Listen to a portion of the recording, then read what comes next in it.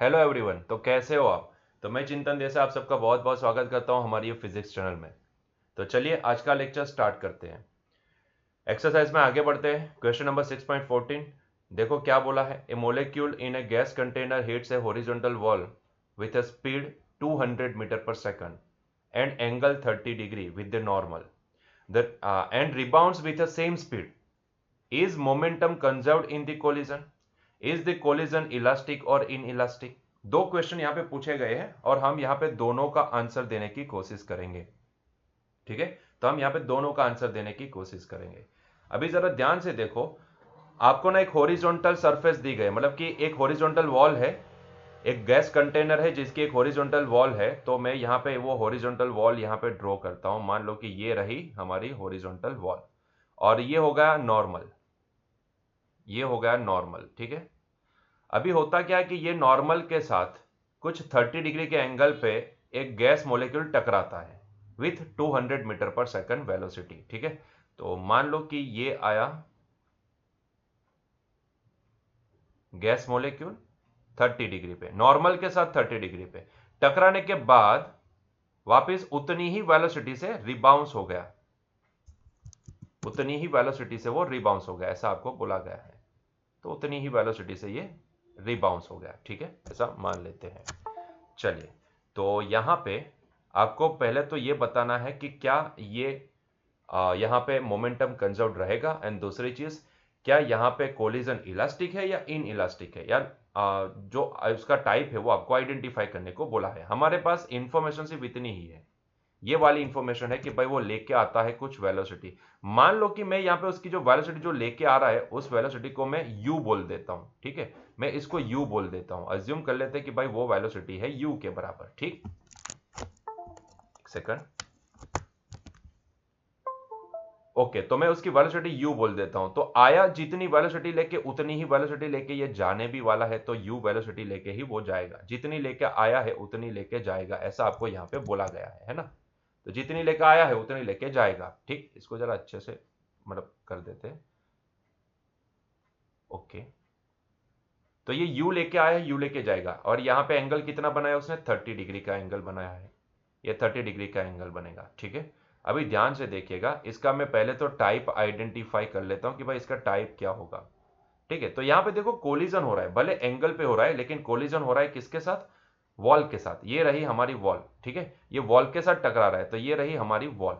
तो भाई इसका अगर मैं टाइप आइडेंटिफाई करना चाहूं तो मैं यहाँ पे किसका इस्तेमाल करूंगा? मैं यहाँ पे भाई हमारा जो वो जो बोलते हैं ना अपना रेस्टिट्यूशन कांस्टेंट उसी का इस्तेमाल मैं यहाँ पे करने वाला हूँ। रेस्टिट्यूशन कांस्टेंट से मैं इसका टाइप आइडेंटिफाई करने की कोशिश करूंगा। ठीक है, तो मैं पता करना चाहता हूं कि यहाँ पे रेस्टिट्यूशन कांस्टेंट क्या बनेगा। देखो, बिफोर द कोलिजन ये वॉल है और ये हमारा बॉल है, जो भी गैस मोलिक्यूल है, वॉल नहीं गैस मोलिक्यूल है। ठीक है, तो हम यहाँ पे before the collision and after the collision क्या हुआ वो देखते हैं। तो ये रहा हमारा गैस मोलिक्यूल जो बिफोर द कोलिजन, उसके पास वेलोसिटी है u। वो वेक्टर फॉर्म में है ना। वो वेक्टर फॉर्म में है, तो मैं इसको u वेक्टर बोल देता हूं, या फिर इसको मैं u1 वेक्टर आप बोलना चाहो तो बोल सकते हो, u1 वेक्टर। और ये u1 वेक्टर है हमारे पास u, हमने इसको u अज्यूम किया है। ठीक है, और ये रही वॉल। वॉल थोड़ी मोटी है, तगड़ी है, और वॉल के साथ टकराया। वॉल पहले रेस्ट कंडीशन में थी, तो इसकी वेलोसिटी तो हम 0 मीटर पर सेकंड मान लेंगे। दोनों कोलाइड हुए, दोनों के बीच में कोलिजन हुआ। ऐसा कोलाइड होने के बाद ये हमारा गैस मॉलिक्यूल, उसके पास वेलोसिटी मान लो v1 वेक्टर आ गई, और वो v1 वेक्टर देखो जिस डायरेक्शन में आया था ना उससे अपोजिट डायरेक्शन में वो चला गया। मतलब कि अभी उसके पास वेलोसिटी उतनी ही वेलोसिटी, मतलब कि मैं इसको -u1 लिख सकता हूं। एंड ये हमारी वॉल, वॉल के साथ क्या हुआ? तो वॉल की वेलोसिटी अभी भी 0 मीटर पर सेकंड ही है आफ्टर द कोलिजन भी। तो देखो यहाँ पे रेस्टिट्यूशन कांस्टेंट क्या बनेगा भाई? v2 minus v1 divide by u1 minus u2। ठीक है, आप सिर्फ यहाँ पे देखोगे ये वेक्टर फॉर्म में अगर मैं लिखूं, वेक्टर फॉर्म में अगर मैं लिखूं तो आप देखो v2 क्या है? 0 है। ये रही v2 after the collision. Wall की वेलोसिटी वो तो उसके साथ तो कुछ भी नहीं होगा ना, वॉल तो वहीं की वहीं रहेगी, उसकी स्पीड तो 0 मीटर पर सेकंड ही रहेगी, तो ये 0 माइनस v1, v1 होगी -u1 के बराबर। ठीक है, डिवाइड बाय यहां पे u1 वो होगी हमारी u1, मतलब कि ये u के बराबर।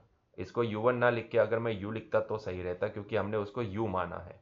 तो ये u के बराबर, देख लो ये u के बराबर, माइनस u2 तो वॉल की वेलोसिटी वो तो जीरो ही थी, मतलब कि आप देखो यहाँ पे u1 u vector divide by u vector, आप इसका मैग्नीट्यूड देखोगे तो मैग्नीट्यूड के हिसाब से इन दोनों का मैग्नीट्यूड एक दूसरे के साथ कैंसिल हो सकता है, तो इसका मतलब आता है कि आंसर इज 1। अगर E इज इक्वल टू 1 है तो ये कौन सा कोलिजन है, तो ये इलास्टिक है, ये इलास्टिक कोलिजन होगा, ठीक है, तो ये इलास्टिक कोलिजन होगा, मतलब कि ये कोलिजन इलास्टिक होगा। और अगर इलास्टिक कोलिजन है तो मोमेंटम तो कंजर्व्ड ही रहता है, लेकिन हमें यहाँ पे दिखाना पड़ेगा कि भाई हाँ इसका मोमेंटम कंजर्व्ड है, ठीक है। अगर ये इलास्टिक कोलिजन है तो यहाँ पे मोमेंटम, वैसे कोई भी कोलिजन हो मोमेंटम तो कंजर्व्ड ही रहता है, लेकिन हमें यहाँ पे दिखाने को बोला गया कि भाई जी हाँ यहाँ पे मोमेंटम कंजर्व्ड है, ठीक है। तो वो दिखाने के लिए हम इसका वेक्टर फॉर्म ही इस्तेमाल करेंगे, सीधा वेक्टर फॉर्म ही इस्तेमाल करेंगे। तो initial momentum is equals to final momentum होना चाहिए। इनिशियल मोमेंटम क्या होगा यहाँ पे, तो अगर मैं यहाँ पे लिखूं तो इनिशियल मोमेंटम यहाँ पे होगा, अब देखो ध्यान से, अरे ये क्या हो रहा है, अरे हम लिख क्या है नहीं पा रहे हैं भाई। सो इनिशियल मोमेंटम इसका क्या होगा, तो मैं सीधा वेक्टर फॉर्म में ही लिखता हूं। इनिशियल मोमेंटम इसका, मान लो कि इसका मास m है, तो इनिशियल मोमेंटम इसका होगा mu, अरे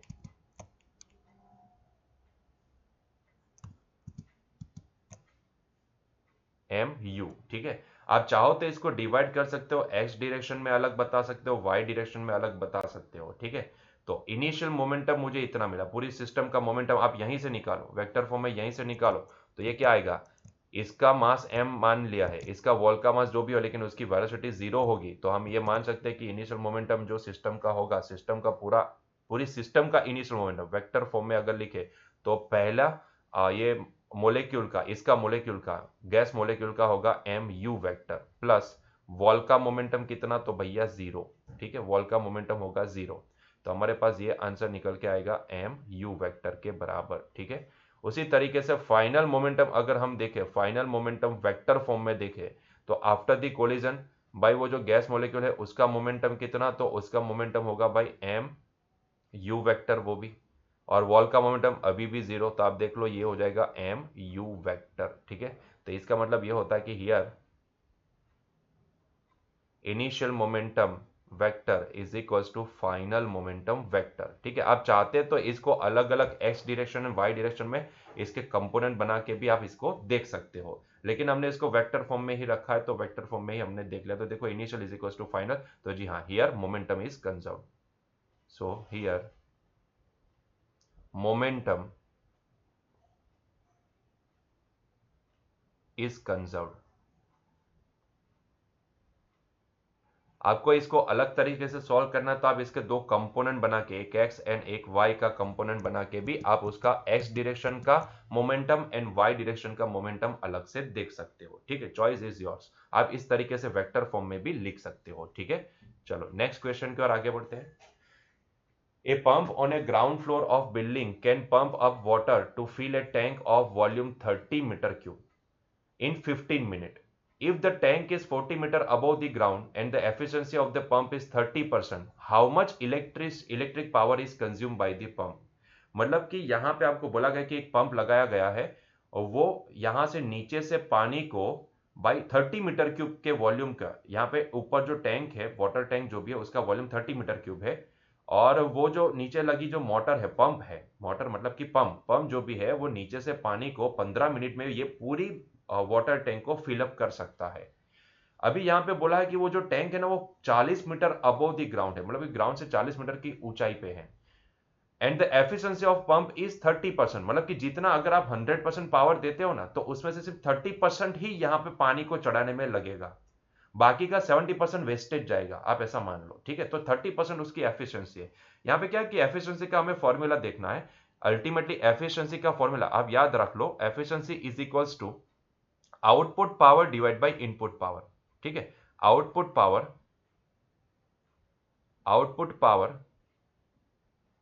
divide by input power,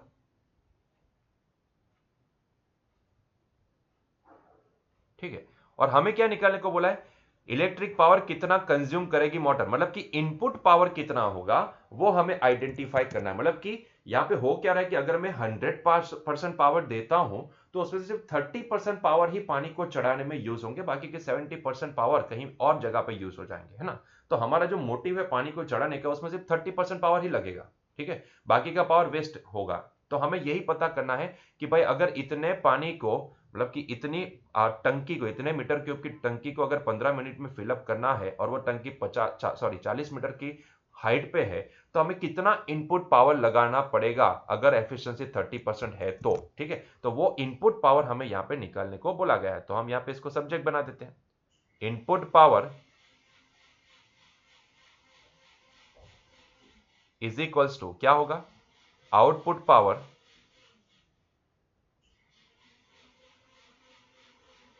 divide by efficiency, ठीक है, ये होगा हमारा इनपुट पावर, ठीक है। अभी आउटपुट पावर कितना चाहिए, पावर का फॉर्मूला क्या होता है, work done divide by time, ठीक है, work done divide by time, तो इसका फॉर्मूला है work done divide by time, तो ये हो जाएगा work done divide by time into. अभी ये एफिशिएंसी आपको 30% दी गई है, 30 तो आप लिखोगे, हम बाद में लिखते हैं, एक काम करते हैं, पहला वर्क डन कितना करना पड़ेगा वो पता लेते हैं। भाई पानी को ऊपर चढ़ाना है, किसी हाइट पे लेना है, मतलब कि उसको पोटेंशियल एनर्जी उतनी हाइट के बराबर देनी है, इसका मतलब ये होता है ना। तो मुझे वर्क कितना करना पड़ेगा, तो भाई मान लो कि मेरे पास m मास का पानी है, तो वो h हाइट पे ले जाना है, तो मुझे वर्क करना पड़ेगा उसकी पोटेंशियल एनर्जी, चेंज एनर्जी के बराबर, ठीक है, चेंज इन पोटेंशियल एनर्जी बराबर, साइड पे समझा आपको सारी चीजें, ठीक है।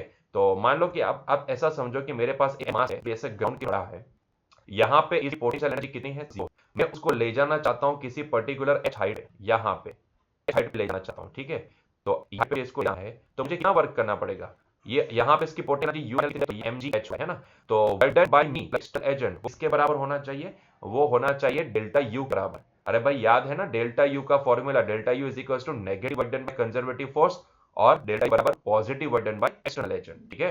तो इस हिसाब से ये वर्क डन डेल्टा यू के बराबर, मतलब माइनस के बराबर, यू है फाइनल y0 वर्क डन करना पड़ेगा mgh के बराबर, ठीक है। तो यहाँ पे पानी का भी ऐसा ही है, यहाँ पे हमने m मास का ऑब्जेक्ट रखा है, इसकी जगह पे ऐसा मान लो कि यहाँ पे m मास का पानी है, तो वो पानी को हम किसी पर्टिकुलर h हाइट पे ले जाने वाले हैं, तो उसके लिए एक्सटर्नल एजेंट को, ये जो पंप है वो एक्सटर्नल एजेंट का काम करेगा, तो work done by external agent हम यहाँ पे लिखेंगे, तो वो कितना करना पड़ेगा, तो भैया mgh के बराबर, ठीक है, mgh divide by t into eta, ये एफिशिएंसी को ईटा, इसको ना ईटा बोलते हैं, ईटा, रीटा नहीं ईटा, ठीक है। चलो तो अभी पता ये करना है कि भाई ये m मास कितना होगा, भाई टंकी को फुल करना है, टंकी का वॉल्यूम कितना है 30 मीटर क्यूब, तो भाई वो टंकी के अंदर कितना पानी भर सकता है, अगर टंकी फुल होती है तो तब कितना पानी होगा, उसका जो मास रहेगा वही होगा मास, वही होगा हमारा वो वाटर का मास जिसको हमें ऊपर चढ़ाना है ना। टंकी को फुल करना है तो वो पूरी टंकी जब फुल हो जाती है तब उसके अंदर जितना पानी रह सकता है, तब पानी का मास जितना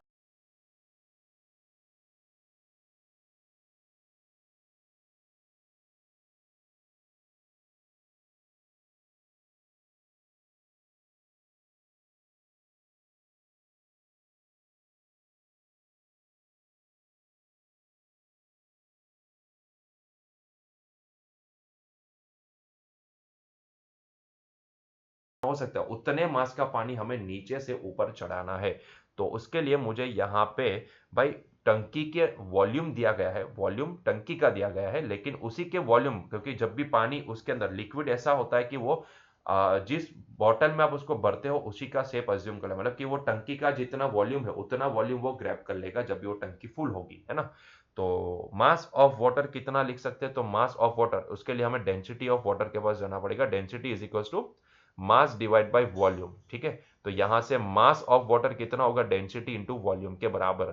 अच्छा वाटर की डेंसिटी हमें पता है पर मीटर क्यूब कितनी होती है, तो पर मीटर क्यूब हमारे पास होती है वो 10⁻³ kg, पर मीटर क्यूब 10⁻³ kg। आगे वाले क्वेश्चन में देखे थे ना, यहाँ पे आप देखो, याद कर लो थोड़ा बहुत, आगे की स्लाइड में यहाँ पे देखो हमने किया था, उसकी डेंसिटी हमने रखी थी 10⁻³ kg पर मीटर क्यूब, ठीक है। तो यहाँ पे चलो भाई आगे, हाँ यहाँ पे डेंसिटी 10⁻³ kg पर metre cube into volume, volume किसका रखे यहाँ पे, तो वॉल्यूम बाई टैंक का वॉल्यूम ही रखना पड़ेगा ना, टैंक के वॉल्यूम के बराबर पानी अंदर भरेगा, पूरी फिलअप होगी इसलिए, तो यहाँ पे मैं इसको लिखूंगा 30, ठीक है। तो ये हो जाएगा 30 इंटू 10⁻³ kg, इतना मास का पानी हमें ऊपर चढ़ाना है टंकी को फुल्ली फिलअप करने के लिए, ठीक है। तो मास हमें मिल चुका है, जी हमें पता है, सारी चीजें हमें पता है, तो भाई सारी चीजें प्लेस कर दो। यहाँ पे एफिशिएंसी आपको दी गई वो 30% परसेंट में दी गई है, तो आपको इसको मतलब कि परसेंट में दी गई तो वैल्यू के फॉर्म में क्या लिखो, 30% का मतलब होता है 30 डिवाइड बाई 100 मतलब कि 0.30, तो हम ईटा की वैल्यू 0.30 लिखेंगे। एम होता है 30 इंटू 10⁻³ एम की वैल्यू ये है, जी की वैल्यू हम यहाँ पे 10 कंसिडर करेंगे, हाइट जो भी आप यहाँ पे 9.8 भी कंसिडर कर सकते हो, choice is yours. Height 40 metre की हाइट तक ले जाना है पानी को, डिवाइड बाय समय कितना लग रहा है, तो भाई 15 मिनट, लेकिन हमें तो सेकंड में कन्वर्ट करना पड़ेगा, तो 1 मिनट बराबर 60 सेकंड, तो 15 मिनट बराबर 60, 15 इंटू 60 सेकंड, ठीक है, इंटू एफिशिएंसी वो है 0.30, 30% का मतलब होता है 0.30, ठीक है।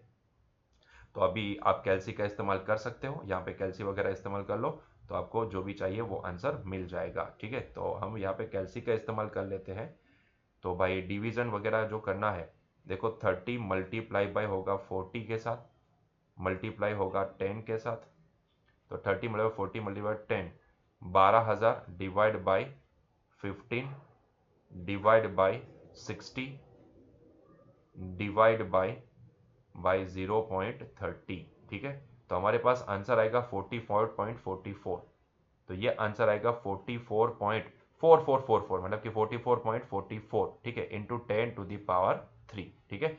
तो ये आंसर हमारे पास आ रहा है, मतलब कि इसको मैं लिखना चाहूं तो ये हो जाएगा 44.44 किलोवाट, किलोवाट। तो इतना इनपुट पावर हमें देना पड़ेगा, इतना इनपुट पावर देना पड़ेगा पानी को ऊपर चढ़ाने के लिए, ठीक है। तो ये हो गई इनपुट पावर की वैल्यू, ठीक है, जो हमें निकालना था। अगर आप यहाँ पे 9.8 लोगे ना तो वो 43 पॉइंट समथिंग आंसर निकल के आएगा। हमने यहाँ पे जी की वैल्यू 10 कंसिडर की है, इसीलिए यहाँ पे हमें 44 पॉइंट समथिंग मिला, ठीक है। तो आप इस तरीके से देख सकते हो। नेक्स्ट क्वेश्चन की ओर आगे बढ़ेंगे हम लोग। 6.16 देखो, two identical ball bearings in contact with each other and resting on a frictionless table are hit head on by another ball bearing of the same mass moving initially with a speed v. If the collision is elastic, which of the following is a possible result after the collision? यहाँ पे possible after the collision कौन सा, ये before the collision है, तो after the collision इसके साथ कौन सा मैच करेगा वो आपको आइडेंटिफाई करना है। आफ्टर द कोलिजन यहाँ पे कौन सा मैच करेगा वो आपको आइडेंटिफाई करना है, ठीक है। आफ्टर द कोलिजन क्या घटना घटेगी यहाँ पे, और यहाँ पे तीनों आइडेंटिकल बॉल दिए गए, देखो लिखा है टू आइडेंटिकल बॉल, मतलब कि तीनों आइडेंटिकल है, मतलब कि सेम साइज सेम मास सब कुछ सेम, पैरामीटर सारे सेम, सेम मटेरियल से बने सब कुछ सेम, ठीक है। तो ऐसे केस में उसमें ये भी बोला है कि भाई जो कोलिजन हो रहा है वो इलास्टिक हो रहा है। इलास्टिक कोलिजन का मतलब ये होता है कि वहां पे रेस्टिट्यूशन कांस्टेंट 1 होता है, दूसरी चीज मोमेंटम कंजर्व, दूसरी चीज तीसरी चीज काइनेटिक एनर्जी भी कंजर्व होगी, है ना। तो यहाँ पे तीन चीज आप देख सकते हो। मैं एक काम करता हूँ, यहाँ पे काइनेटिक एनर्जी सबके निकाल लेता हूँ। बिफोर द कोलिजन कितनी kinetic energy and after the collision कितनी kinetic energy. Before the collision है क्या, यहाँ पे दूसरा एंड तीसरा जो बॉल है ना, ये नंबर 2 एंड नंबर 3, वो दोनों रेस्ट कंडीशन में, मतलब कि उनकी वेलोसिटी 0 है, इन दोनों की वेलोसिटी 0 है। तो जो ऐसे रुके हुए दिख रहे हैं आपको उसकी वेलोसिटी 0 है, और जिसके नीचे ऐसे एरो किया गया है वेलोसिटी के साथ लिखा गया है उसकी वेलोसिटी कुछ है, ऐसा आपको बताया गया है ना। तो हम यहाँ पे पता करेंगे कि भाई before the collision kinetic energy क्या है, after the collision kinetic energy क्या है, ठीक है। तो यहाँ पे क्योंकि यहाँ पे क्या है कि भाई रेस्टिट्यूशन कांस्टेंट में हम सिर्फ वो दो ही ऑब्जेक्ट के लिए हम वहां पे देख सकते हैं ना, तो यहाँ पे 3 ऑब्जेक्ट दिए गए, तो 3 ऑब्जेक्ट के लिए हम यहाँ पे काइनेटिक एनर्जी के पास जाएंगे, तो जिसमें आफ्टर द कोलिजन भी बिफोर द कोलिजन वाली काइनेटिक एनर्जी दिखेगी वो होगा हमारा मैचिंग केस, ठीक है। तो यहाँ पे पहले इनिशियल बिफोर द कोलिजन मतलब कि ये केस, इसकी काइनेटिक एनर्जी कितनी होगी वो यहाँ पे पता कर लेते हैं। तो इनिशियल काइनेटिक एनर्जी कितनी होगी, तो initial kinetic energy of first ball plus kinetic energy of second ball plus kinetic energy of third ball. तो फर्स्ट बॉल मोशन में तो उसकी काइनेटिक एनर्जी हम लिखेंगे हाफ एम, कितनी वेलोसिटी से, तो वी स्क्वायर, वी से तो वी स्क्वायर, ठीक है। सेकंड बॉल की काइनेटिक एनर्जी कितनी, तो भाई वो तो रेस्ट कंडीशन में तो 0, थर्ड की कितनी, वो भी रेस्ट कंडीशन में वो भी 0, मतलब कि इनिशियल काइनेटिक एनर्जी हमारे पास कितनी आई, हाफ एम वी स्क्वायर के बराबर, ठीक है। तो ये हो गई बिफोर द कोलिजन वाली सिस्टम की काइनेटिक एनर्जी, पूरी सिस्टम की काइनेटिक एनर्जी, है ना। चलो आफ्टर द कोलिजन देखो केस नंबर 1 की काइनेटिक एनर्जी निकालते हैं। तो इसकी काइनेटिक एनर्जी कितनी, मैं इसको ना के फाइनल 1 बोल देता हूं, वो होगी पहले बॉल की काइनेटिक एनर्जी, तो पहला बॉल की वेलोसिटी तो 0 हो चुकी है, मतलब कि 0 प्लस सेकंड बॉल की काइनेटिक एनर्जी, अभी देखो second ball and third ball, ये दोनों बॉल की वेलोसिटी मतलब कि वो चिपक के आगे बढ़ रहे हैं। अगर आपको समझ में आता है तो दोनों अगर ऑब्जेक्ट चिपक के आगे बढ़ते हैं तो वो इलास्टिक नहीं हो सकता है, वो कंप्लीटली इन इलास्टिक जैसा आपको दिखेगा, है ना। लेकिन देखते हैं क्या होता है यहाँ पे। तो ये देखो, ये दोनों चिपक के आगे बढ़ते हैं, मतलब कि दोनों का मास हो जाएगा डबल। अब मैं उसको दोनों को एक ही ऑब्जेक्ट मान लेता हूं, तो ये हो जाएगा ट्वाइस एम, ठीक है, इनटू वी बाई टू का स्क्वायर। तो ये देखो 2 ने 2 को मार दिया, तो ये रिजल्ट कितना निकल के आएगा, तो हमारे पास 1/2 का स्क्वायर मतलब कि वो 1/4 एम वी स्क्वायर होगा। तो आफ्टर द कोलिजन पहले केस में टोटल एनर्जी काइनेटिक एनर्जी क्या आई, 1/4 एम वी स्क्वायर। क्या दोनों मैच करते हैं? नहीं करते हैं, नहीं करते हैं, मतलब कि ये केस नहीं हो सकता है ना, ये केस नहीं हो सकता है। चलो सेकंड केस की बात करते हैं, लेकिन सेकंड केस को सॉल्व करने से पहले थर्ड केस को देख लेते हैं। तो थर्ड केस में क्या हो रहा है, तो final kinetic energy of third case. Sir ऐसा क्यों किया? अरे भाई जाते हैं ना सेकंड केस के बाद, देखो जरा। अभी यहाँ पे तीनों चिपक के आगे बढ़ते हैं v/3 वेलोसिटी से, ऐसा बोला गया है। मतलब कि यहाँ पे मैं लिखूंगा हाफ, तीनों चिपक के मतलब कि तीनों को एक ही ऑब्जेक्ट मतलब तो 3 टाइम्स मास हो जाएगा उनका, और वेलोसिटी मतलब कि v/3 का स्क्वायर। तो आप जरा देखो इसका क्या आएगा, तो ये हो जाएगा 3/2 times M V square by 9, ठीक है। 3 3 ज़ा 9, 3 2 ज़ा 6, तो ये हो जाएगा 1/6 एम वी स्क्वायर। जरा मैच करो, तो इनिशियल है हाफ एम वी स्क्वायर, ये आई 1/6 एम वी स्क्वायर, तो ये भी मैच नहीं करता, मतलब कि ये आंसर नहीं है। तो डेफिनेटली सेकंड वन वाला आंसर रहेगा। तो ये अभी इसका लिखते हैं, तो के फाइनल फॉर द केस 2। यहाँ पे देखो ये दोनों पहले एंड दूसरा, पहला दूसरा दोनों रेस्ट कंडीशन में दिख रहा है, तो इसका जीरो काइनेटिक एनर्जी, दूसरे का भी जीरो।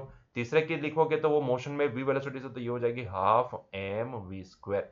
मैच कर लो, इसकी टोटल आएगी हाफ एम वी स्क्वायर। क्या ये मैच करती है? जी हाँ, इनिशियल है उतनी ही फाइनल है, ये दोनों मैच कर गई, मतलब कि this is the real case, मतलब कि ये केस मैच करेगा। तो इसके साथ मैच करने वाला केस कौन सा होगा? ये होगा। This is the answer. Clear? Clear. अभी इसको ना स्पेशल केस से कंपेयर करो। आपको पता है कि अगर दो सेम मास अगर इलास्टिक कोलाइड होते हैं, इलास्टिकली कोलाइड होते हैं, उसमें से एक रुका हुआ होता है या फिर दो रुके हुए होते हैं और एक ऐसे टकराता है, तो जो टकराता है, जो वेलोसिटी लेके आया था, वो रुक जाएगा, और वो तीसरा वाला जो भी है वो मोशन में आ जाएगा उतनी ही वेलोसिटी लेके। वो स्पेशल केस में दो ऑब्जेक्ट के लिए हम देखे थे। तब मैंने आपको एक पेंडुलम वाला भी एग्जांपल दिया था, 4-5 ऐसे पेंडुलम लटके हुए होते हैं ना, उसका एक एग्जांपल भी दिया था 100 पीस का। तो आपको अगर वो याद है तो आप डायरेक्टली भी इसको आइडेंटिफाई कर सकते हो, ठीक है। चलो नेक्स्ट क्वेश्चन की ओर आगे बढ़ते हैं। 17, देखो क्या बोला है, the bob A of pendulum released from 30 degree to the vertical hits another bob B of the same mass at a rest on a table as shown in the figure 6.15. How high does the bob A rise after the collision? Neglect the size of the bobs and assume the collision to be elastic. यहाँ पे आपको assume करना है कि collision elastic है, ठीक है, collision elastic है।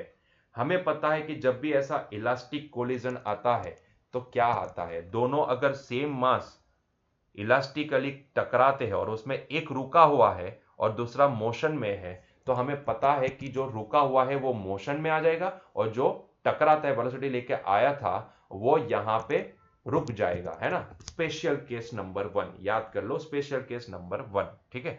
तो स्पेशल केस नंबर 1 से हम यहां पे इसको आइडेंटिफाई कर सकते हैं। तो उसके लिए हम देख लेते हैं कि वो ये वाला कितनी हाइट अचीव करेगा, ये आपको पूछा है। तो हम ये इलास्टिक कोलिजन है तो उसको थोड़ा अच्छे से देख लेते हैं। तो ये बॉल ए है, ये बॉल बी है। मान लो कि ये जब टकराता है तब वो वेलोसिटी वी से सॉरी यू लेके आता है और इसके साथ टकरा जाता है, ठीक है। तो before the collision, just before the collision, ये हमारा बॉल ए जिसका मास एम है, मान लो कि जब वो यहां पे पहुंचा होगा, यहां पे जब पहुंचा होगा इसके साथ टकराने के लिए, तब उसके पास वेलोसिटी चेंज होते होते मान लो कि u के बराबर हो चुकी है। ये हमारा बॉल बी है जिसका मास m है, जो रेस्ट कंडीशन में मतलब कि इसकी वेलोसिटी 0 मीटर पर सेकंड है। दोनों टकराए, दोनों टकराए, टकराने के बाद होता क्या है, तो हमें पता है कि अगर सेम मास है तो a ऑब्जेक्ट की वेलोसिटी हो जाएगी 0, और जो बी वाला जो ऑब्जेक्ट है इसकी वेलोसिटी कितनी हमें मिलेगी। मान लो कि आपको 0 है ऐसा नहीं पता है, अगर ये नहीं पता है तो कोई बात नहीं, हम रेस्टिट्यूशन कांस्टेंट से उसको निकाल देते हैं, ठीक है। मान लो कि ए ब्लॉक है उसकी वेलोसिटी v1 हो जाएगी और after the collision B block की वेलोसिटी v2 है। हालांकि ये डेरिवेशन हम वहां पे स्पेशल केस नंबर 1 में देख चुके हैं, लेकिन फिर भी फिर भी मान लो कि आपको नहीं पता है कि ए की वेलोसिटी क्या होगी, बी की वेलोसिटी क्या होगी, ठीक है, तो वो हम पता कर लेते हैं, ठीक है, हम उसको पता कर लेते हैं। तो उसके लिए हम पूरा डेरिवेशन देखेंगे। तो भाई ये ऐसे आ गया है, और जब यहाँ पे टकराया, जब वो टकराने वाला है एग्जैक्टली उसके फ्रैक्शन ऑफ सेकंड से पहले उसके पास वेलोसिटी है u के बराबर, ठीक है, जब वो टकराने वाला है तब, ठीक है, तब उसके पास वेलोसिटी है u के बराबर, ऐसा मान लो। तो पहला तो रेस्टिट्यूशन कांस्टेंट के पास जाते हैं। रेस्टिट्यूशन कांस्टेंट क्या होता है यहाँ पे, v2 minus v1 divide by u1 minus u2। Restitution constant elastic के लिए 1 होता है, तो ये हो जाएगा v2 minus v1 divide by u1 है u के बराबर, u2 है 0, तो यहाँ पे मुझे एक रिजल्ट मिलेगा v2 minus v1 that is equals to u के बराबर, रिजल्ट नंबर 1, ठीक है। उसी तरीके से अगर मैं यहाँ पे कंजर्वेशन ऑफ मोमेंटम लगाऊं तो p initial that is equals to p final होगा, p फाइनल होगा, ठीक है, p initial that is equals to p final. Initial momentum कितना ये सिस्टम का, तो भैया a का मोमेंटम मतलब कि mu प्लस दूसरे का 0 that is equals to after the collision, तो a का mv1 प्लस b का mv2, ठीक है, m यहाँ पे देखो कॉमन एंड कैंसल आउट, तो हमारे पास रिजल्ट निकल के आएगा u is equals to v1 plus v2, v1 sorry ये लिख नहीं पा रहे हम, अरे ये क्या हो रहा है, v1 प्लस v2, ठीक है, तो ये हो जाएगा हमारे लिए रिजल्ट नंबर 2। अभी आप ये result number 1 and result number 2 को देखो, एक बोलता है v2 माइनस v1 की वैल्यू u के बराबर, और एक बोलता है v2 प्लस v1 की वैल्यू u के बराबर, ठीक है, तो आप इसको देख लो, यहाँ पे दोनों को सॉल्व करने की कोशिश करेंगे, ठीक है, तो ये v2 माइनस v1, अरे that is equals to u, और दूसरा बोलता है v2 plus v1 that is equals to u, ठीक है, तो ये देखो ट्वाइस, ये दोनों तो कैंसिल हो जाएंगे, तो ये हो जाएगा, ये दोनों कैंसिल, एडिशन किया सीधा, तो ये हो जाएगा twice v2 that is equals to twice u।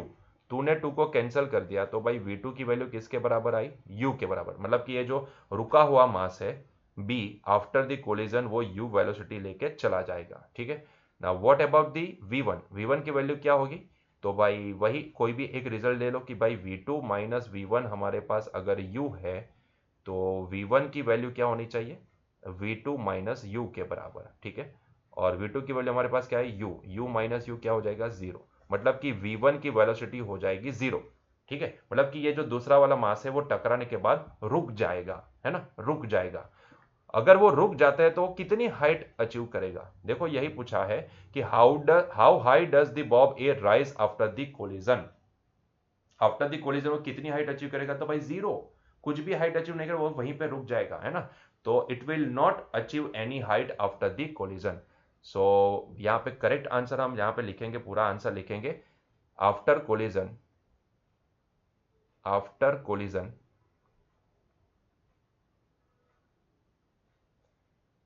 A will not achieve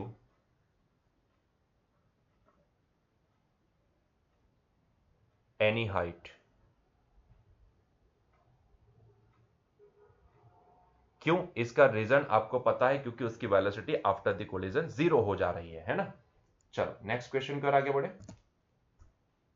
देखो क्या बोला है, the bob of a pendulum is release from a horizontal position if the length of the pendulum is 1.5 metre, what is the speed with which the bob arrives at the lower most point given that it dissipate 5% of its initial energy against the air resistance. ठीक है, तो यहाँ पे आपको एक ऐसी information दी गई है जिसको हम पहले तो ड्रॉ करने की कोशिश करेंगे कि भाई एक बॉब है, एक बॉब है जिसको पेंडुलम बनाया गया, मतलब कि इस तरीके से उसको हॉरिजॉन्टल से ऐसे गिराया गया, और ये रहा इसका लोअर मोस्ट पॉइंट, क्योंकि लोअर मोस्ट पॉइंट को भी आपको चर्चा में लेने को बोला गया है ना, तो इस तरीके से ये ऐसे मोशन कर रहा है, ठीक।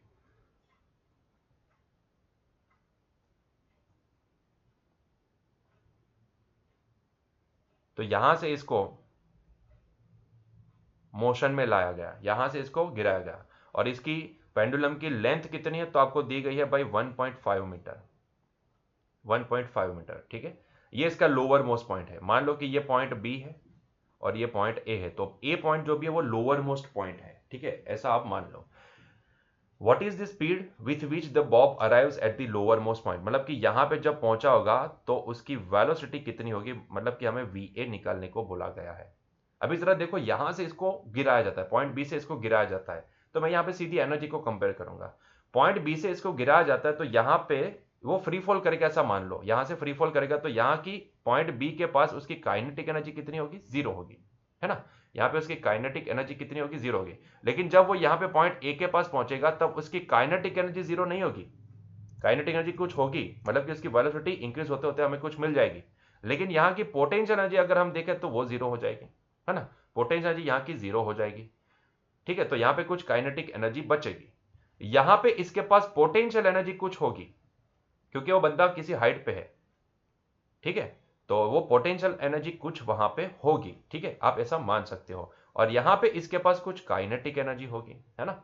तो मैं ऐसा बोल सकता हूं कि थ्रू आउट दिस मोशन मैं ऐसा बोल सकता हूं कि भाई इसकी जो यहाँ की पोटेंशियल एनर्जी है ना, पॉइंट बी के पास की जो पोटेंशियल एनर्जी है वो सारी कन्वर्ट हो जाएगी काइनेटिक के फॉर्म में, क्योंकि पॉइंट बी के पास उसके पास काइनेटिक एनर्जी नहीं है, पोटेंशियल एनर्जी है। और जब भी वो पॉइंट ए के ऊपर पहुंचेगा तब उसके पास काइनेटिक एनर्जी आ जाती है और पोटेंशियल जीरो हो जाती है।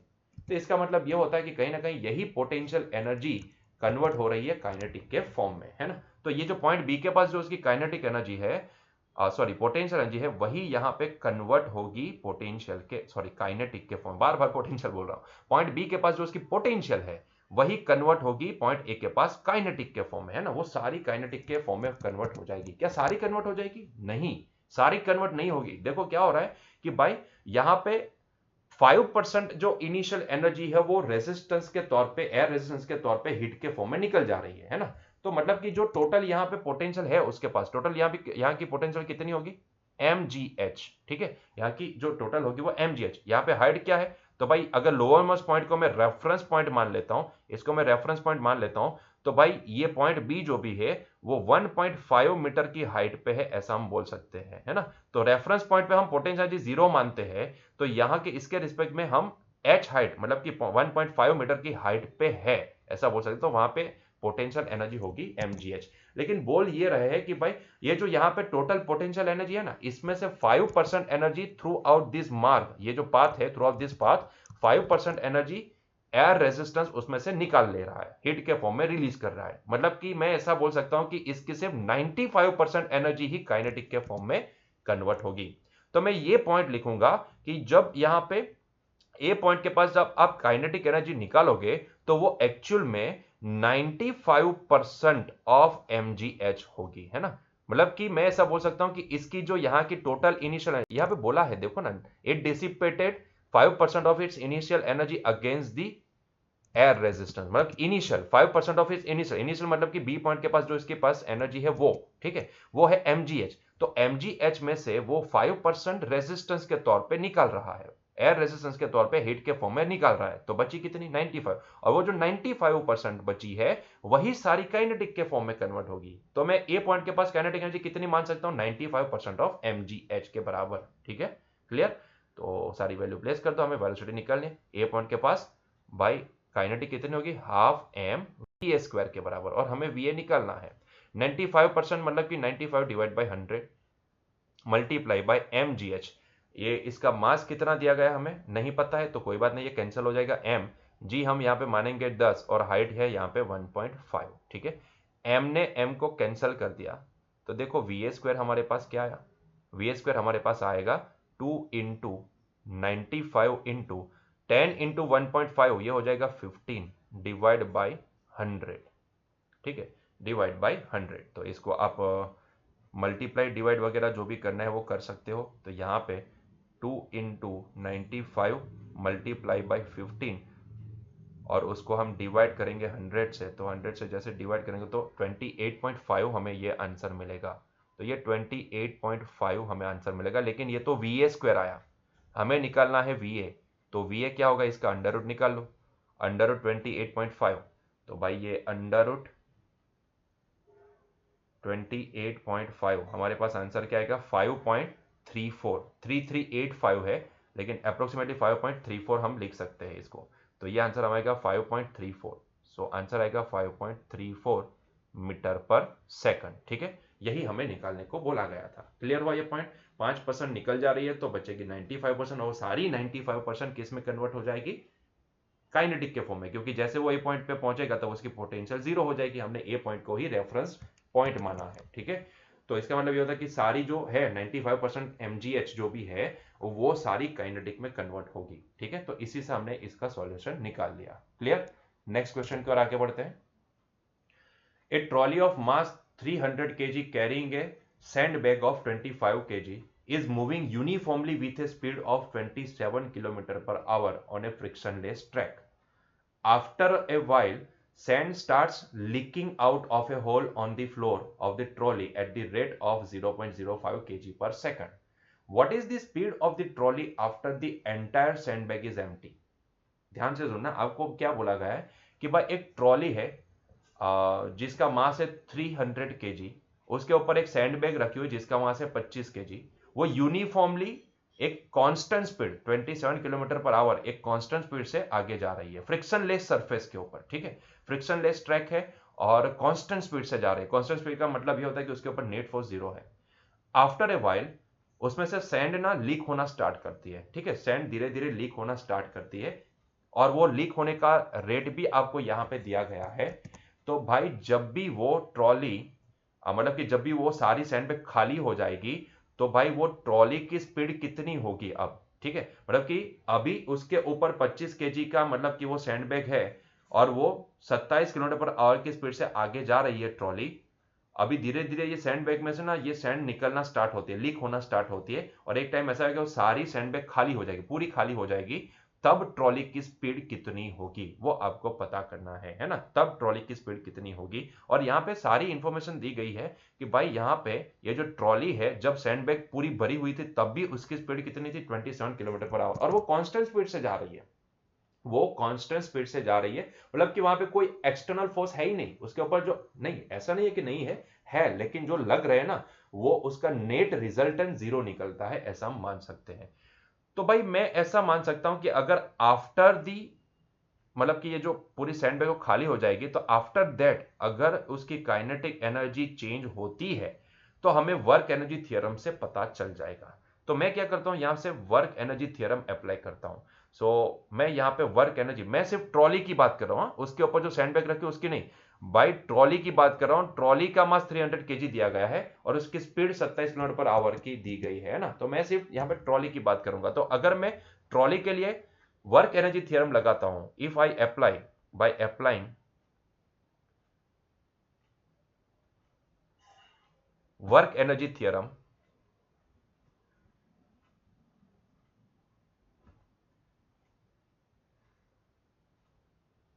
On trolley,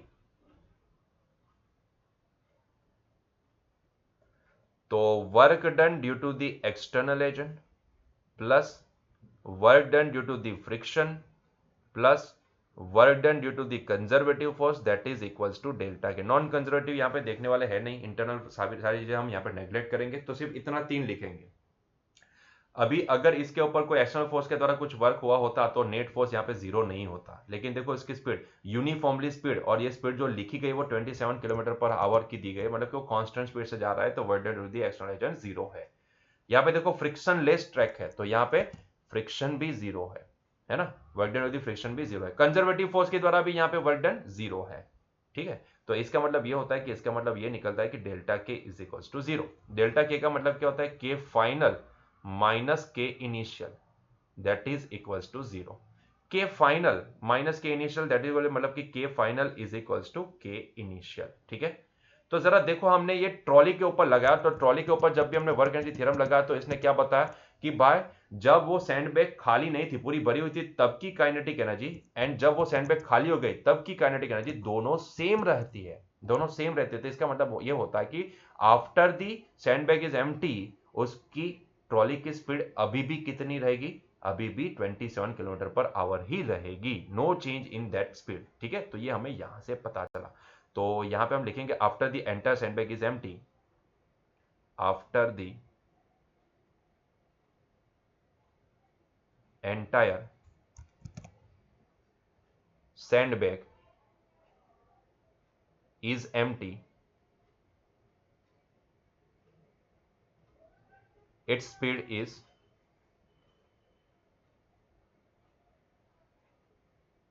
27 kilometre per our.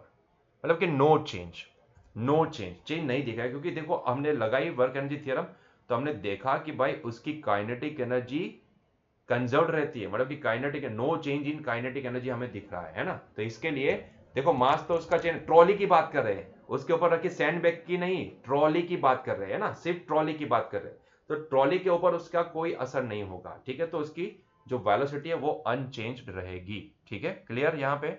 तो बस बच्चों यहीं पे हमारा आज का लेक्चर हम एंड करते हैं, मिलते हैं नेक्स्ट लेक्चर में। Till that enjoy your day, bye.